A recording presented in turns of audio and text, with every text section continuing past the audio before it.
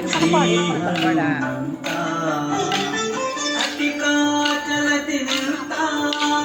ಶ್ರೀ ಹನುಮಂತ ಶ್ರೀ ಹನುಮಂತ ಅತಿಕಾ ಚಲತಿ ನಿಂತ ಪಶು ಹನುಮಂತನ ಅತಿಕಾ ಚಲತಿ ನಿಂತ ಪಶು ಹನುಮಂತನ ಪಠನೆ ಮಾಡಲು ಕಟಡಿ ಪೊರೆವೆನೆಂದು ಘಟಿಕಾ ಚಲತಿ ನಿಂತ ಶ್ರೀ ಹನುಮಂತ ಶ್ರೀ ಹನುಮಂತ ಶ್ರೀ ಹನುಮಂತ ಶ್ರೀ ಹನುಮಂತ